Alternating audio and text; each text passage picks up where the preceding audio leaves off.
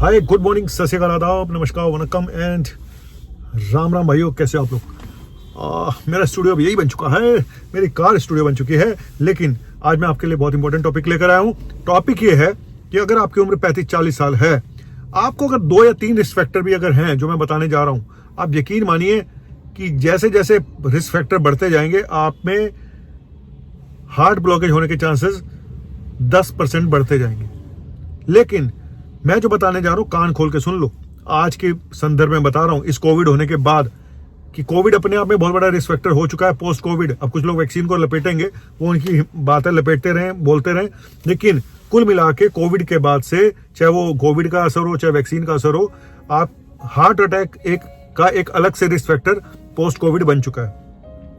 अगर किसी इंसान में 40 साल की उम्र के आसपास या 40 साल के बाद आपका वजन बढ़ गया है ना, हम लोग, ये उम्र बड़ी खतरनाक इसलिए होती है कि हम लोग इस समय अपने प्रोफेशन के बिल्कुल भागे जा रहे होते हैं। जवानी भी होती है, नया नया काम धंधा भी सेटल हो चुका होता है, हम भाग रहे हैं और जवान भी होते हैं, हिम्मत भी होती है खाने पीने की, दारू पीने की, ऐश करने की। वीकेंड का वार भी होता है कि आज दारू पीनी है, आज ये खाना पीना, सब कुछ चल रहा होता है। बीबी भी अभी जवान ही होती है, बच्चे भी अभी छोटे मोटे होते हैं, 10-12 साल के, 5 साल के, 8 साल के, ऐसे वाला ये एज ऐसी होती है।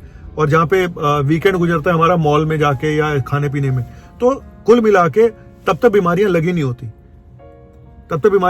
जिनको लग जाती है ना, वो थोड़े संभल जाते हैं कि हाँ भाई मुझे हो गया, मैं ये करूं। यहाँ पे बीमारियां लगी नहीं होती, लेकिन यहाँ पे होती है सडन मुसीबतें। और क्यों आती है ये बताता हूँ। अब रूटीन हेल्थ चेकअप आप कराते हो, अब आपका वजन पिछले 5 सालों में, शादी के टाइम पे अगर 32 किलो था, और 62 किलो था, तो अब आपका वजन हो गया 72 किलो। 72 ये था तो 82 किलो, तो वजन बढ़ गया। शुगर चेक कराई तो उसमें शुगर किनारे पे आ रही है, प्री डायबिटिक हो गए।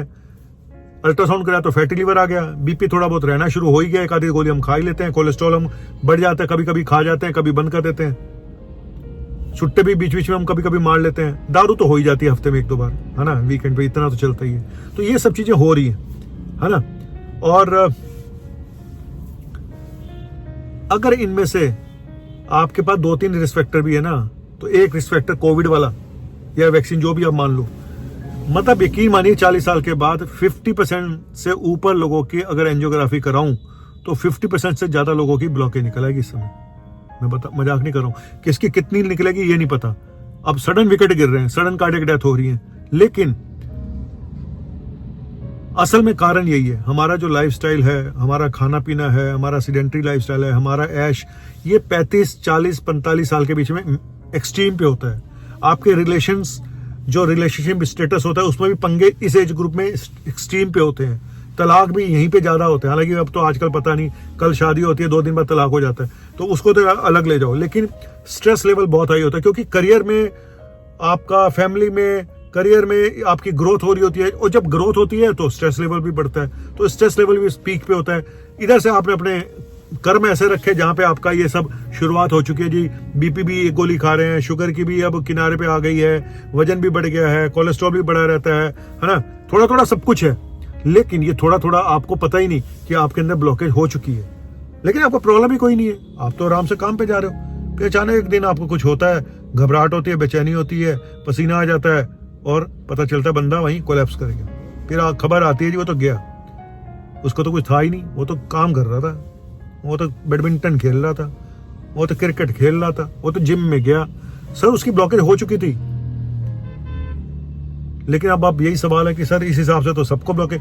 मैं फिर बोल रहा हूं, अगर इतने रिस्क फैक्टर में 2-3 रिस्क फैक्टर भी आपने ले लिए हैं, तो आप इसको हल्के में मत लो। अब पहले हल्के में ले लेते थे, कोविड का भी असर भी तो है, और कुछ लोगों के हिसाब से वैक्सीन का असर भी है, तो सबने कॉकटेल बना दी है, आपकी जिंदगी लग गई है यूं। व्हाट? क्यों? रही से कसर स्विगी जोमेटो ने पूरी कर दी है, घर पे जो खाने आ जाते हैं, लेकिन वो तो बच्चे मंगाते हैं। तो बच्चे कौन से पीछे हैं? अब 30 साल वाले को भी हार्ट अटैक हो रहा है, 28 साल वाले को भी हो रहा है, 25 साल वाले को भी हो रहा है। अगर उनके बाप, अगर मान लो 25 साल का बच्चा है या 20 साल का बच्चा, और उसके माँ बाप को शुगर भी है, बीपी भी है, तो वो आप सोचो 20-25 साल का बच्चा भी उतने रिस्क पे आ चुका है, क्योंकि उसने जेनेटिक आपने ले लिया बीमारियों की अपने माँ बाप से, अयाशिया भी माँ बाप से ले लिए। माँ बाप ऐश करते थे, वो बच्चों को लेके जाते थे मॉल में, खुद दारू पीते थे, कभी कभी बच्चों को भी कहते थे तू भी ले कहता घूट। क्या हो गया? क्या कुछ नहीं हुआ। आपने खुद ही बेड़ा गर्क करा अपना भी और अपने बच्चों का भी। और फिर आप कहोगे सर हम तो कुछ नहीं करते, हमारे बच्चे हमारी सुनते नहीं है। तुमने अपने बाप की सुनी थी जो तुम्हारे बच्चे तुम्हारी सुने? कहानी तो सारी वही पैदल है। ना तुमने अपने बाप की सुनी, ना तुम्हारे बाप ने तो अपने बाप की सुनी। कोई किसी की सुन के राजी थोड़ी है। सारे एक के बाद एक तुर्रम खा पैदा होते हैं।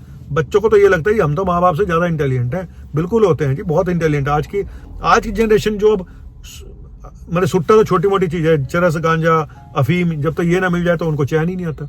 तो ये सब चीजें कोई बताता थोड़ी है कि उसको हार्ट अटैक हुआ तो वो कुछ खाता पीता नहीं था। ये कोई बताएगा कि उसे कोकेन ली थी और उसको हार्ट अटैक हो गया? कोई बताएगा? कोई ना बताता। अब आप कहोगे सर यहाँ तो 5 साल के बच्चे को भी आता है, वो एक अलग चीज है। वो जेनेटिकल प्रॉब्लम्स होती हैं। 5 साल के बच्चे को हार्ट अटैक हो गया, 8 साल के, वो जेनेटिक्स होती है। वो मैं उसमें अलग से वीडियो बना चुका हूँ, बच्चों में हार्ट अटैक क्यों होता है। ठीक है, तो कुल मिला के कहानी ये पैदल है कि आप इन सब चीजों को बहुत लाइटली लेते हो कि जी मुझे तो कुछ नहीं है जी, थोड़ा। मैं आप एक चीज और बताऊं आपको, इस सब चीजों के निकलने का सिर्फ एक ही तरीका है। सब चीजों का, कोई कहता है मेरा फैटी लीवर हो गया जी, स्टेज ग्रेड 2 ग्रेड 3, मेरा फाइब्रोसिस भी हो गया, मेरा बीपी भी है, मेरा। मैं कहता हूं एक काम कर ले भाई, तू अपना सिर्फ एक काम कर ले। ज्यादातर लोगों को कुछ मत कर, कुछ दवाई भी नहीं खानी, मत खा, एक काम कर ले। हालांकि दवाई कुछ तो खानी पड़ती है टाइम बीइंग के लिए, और कुछ मैं तो एस्प्रिन भी शुरू कर चुका हूँ लोगों को, स्टेटिन भी शुरू कर चुका हूँ कि अब जिस तरह से माहौल बना हुआ है। मैं कह रहा हूँ सिर्फ एक काम कर ले भाई, तू दवाई नहीं खाना चाहता ना, एक काम कर ले, अपना जितना वजन तेरा है उसका 10% वजन कम कर ले। तू 10% वजन कम करेगा, तेरी बीमारियां 50% कम हो जाएंगी। ये मेरा लिख के 50, मैं कह रहा 80% बीमारियां खत्म हो जाएंगी तेरी। तो एक छोटा सा काम कर ले, लेकिन तुमसे होना ही नहीं। अब 80 किलो वाले को ये बोल दो कि 10 किलो वजन कम कर ले, हैं? फिर मैं खाऊंगा क्या? कुछ मत कर भाई, तू कुछ मत कर, तू बैठ घर में आराम से खा पी ऐश कर। सर माहौल देख लो कितना खराब है, फिर दोष आप देते हो वैक्सीन को, फलाने को, ढिंको। मैं तो पहले ही कह रहा हूं, वो तो एक अलग रिस्क फैक्टर बढ़ चुके हैं। इसीलिए आपसे कह रहा हूं हवा में मत रहो। विकेट जब गिरेंगे, कईयों के विकेट अचानक गिरते हैं, कईयों के धीरे धीरे गिरते हैं। जिनके धीरे धीरे गिरते हैं उनको पता चल जाता है, वो थोड़े संभल जाते हैं। जिनको नहीं पता चलता वो सटाक से जाते हैं। तुम्हारे सामने इतने बॉलीवुड स्टार, फिल्म स्टार, तो इसीलिए कह रहा हूं कि संभल के रहो भाई। ये जो प्री डायबिटीज है, आप कहते हो शुगर नहीं है, प्री डायबिटीज है, सर ये भी उतने ही रिस्क फैक्टर है। हाई बीपी रहना ये भी रिस्क फैक्टर बहुत बड़ा है। अब आप कहोगे सर मैं तो मेरा तो वजन भी ठीक है फिर भी बीपी रहता है, बट तेरी फैमिली में था, तेरे खानदान में था, तुझे भी हो गया। कुछ चीजें गिफ्ट में भी तो मिलती हैं। हार्ट प्रॉब्लम अब कुछ नहीं करता बंदा तो भी सटक गया, वो फैमिली में चल रहा था। चाचा ताऊ में सबको हो चुके थे, तुमने ध्यान ही नहीं दिया। इसीलिए बोलता हूँ सीटी एंजियोग्राफी बहुत इंपॉर्टेंट है, सीटी कोरोनरी एंजियोग्राफी। बाकी टेस्टों की कोई वैल्यू नहीं है। जो कहना है स्टेसिको नॉर्मल है, कुछ नहीं होगा, कुछ नहीं है जी, ये स्टेसिको पॉजिटिव आ गया जी। ये पॉजिटिव नेगेटिव चलते रहते हैं। अब पता नहीं भाई, मैं तो ये जानता हूँ कईयों, ठीक है मैं मानता हूँ 60% 65% तक एक्यूरेट आती है रिपोर्ट। बाकी 30% में अगर किसी को बोल दो कुछ नहीं है, वो लपक गिर जाता है। और किसी को तुम लपेट देते हो, जिसको नहीं भी होता उसको नेगेटिव होती है, उसकी पॉजिटिव बन जाती है। ये टीएमटी थोड़ी डाउटफुल लग रही है, एंजियो करा लो। फिर एंजियो कराने वो टेबल पे जाता है, वहां कहता है जी हाँ डॉक्टर साहब का स्टंट तो नहीं डाल दोगे। अब ये तो डॉक्टर साहब के उस पर है, विवेक पे, और उनकी वो कितने जेन्युइन डॉक्टर हैं, है ना। तो कुल मिला के सारी कहानी ये है कि अपना लाइफस्टाइल ठीक करो, अपना वजन बस कम कर लो। सबसे बड़ी बात है 10% वजन कम कर ले, तेरी आधी से ज्यादा बीमारियां, क्या 80-90% बीमारियां खत्म हो जाएंगी तेरी। लेकिन वो करना आसान नहीं होता, उसके लिए त्याग करना पड़ता है। 2 दिन कर लोगे, 4 दिन कर लोगे। मैं तो वो भी पी रहा हूँ, शेक पी रहा हूँ, फलाना पी रहा हूँ, मेरा तो वजन ही कम है, तो मैं तो ग्रीन टी भी पी रही हूँ। अबे ग्रीन टी पी के थोड़े वजन कम होते हैं, तुम्हारे कर्मों से होंगे। तुमने कुछ करना नहीं, ग्रीन टी पी ली मैंने, उसका वो कौन सा प्रोटीन शेक पी लिया जी, मैं खाना नहीं खाती हूँ जी, फलाना है ढिमका है। कर्म ठीक कर लो बस, मैं तो इतना ही बोल लूंगा। आपका अपना डॉक्टर, छोटा सा डॉक्टर नवनीत काला। चलता हूँ, बहुत होगी बकवास। वीडियो था कि छोटा सा, और बना दिया बड़ा मैंने। क्या करूँ, थोड़ा सा टाइम भी तो चाहिए ना, व्यूअरशिप के पैसे भी तो आते हैं थोड़े बहुत। सच्ची कड़वी बात बोलता हूँ, लेकिन लोगों को समझ नहीं आता। क्या करूँ मैं, अब जाऊँ? चलो, थैंक यू वेरी मच। और इसको हल्के में मत लो, अपना वजन कम कर लो। और वजन कम कैसे होगा वो आप जानो, डाइट, एक्सरसाइज, यही सब चीजें होती हैं। वजन कम कर लिया, समझ लो बहुत बड़ा तीर मार लिया तुमने। अब आप कहोगे मेरा तो वजन भी ठीक है सर, मैं क्या कम करूं? फिर भी तू कर, फिर भी 2-3 किलो कम कर ले। अगर तेरा वजन ठीक है ना, तेरी एज के हिसाब से, अब ना BMI चेक किया करो, बॉडी मास इंडेक्स, वहां से पता चलता है ना। अगर वो ठीक, मैं फिर भी बोलूंगा 2-3 किलो और वजन कम कर ले, अगर तेरा ठीक भी है तो। अगर तुझे बीमारियां लगी पड़ी हैं तो उसका भी असर पड़ेगा तेरे खाने पीने पे। चलिए, थैंक यू। और रोते हुए आते हैं सब, हंसता हुआ जो जाएगा। जी हाँ, रोते हुए आते हैं सब, हंसता हुआ जो जाएगा वो मुकद्दर का सिकंदर जाने मन के लाएगा। मेरे पास समय नहीं मिल पा रहा था, तो मैं सुबह से दोपहर के 3 बज गए हैं, वीडियो अब बना रहा हूँ, खाना भी नहीं खाया है, अब घर जाके खाना खाऊंगा, थोड़ा सा खाता हूँ। आज इंटरमिटेंट फास्टिंग हो गई, सोचा एक दिन फास्टिंग ही रख लो, तो शाम को ही खाऊंगा सीधा जाके। आज मेरा फास्ट है। आप भी कभी कभी कर लिया करो फास्ट, हफ्ते में एक दिन फास्ट रखोगे ना, वजन भी सही रहता है और बॉडी को टाइम भी मिल जाता है हीलिंग के लिए, है ना। एक बॉडी को भी टाइम चाहिए, पेट को भी टाइम चाहिए, सब चीज़ों को थोड़ा टाइम चाहिए। तो एक आधा फास्ट रख लोगे ना।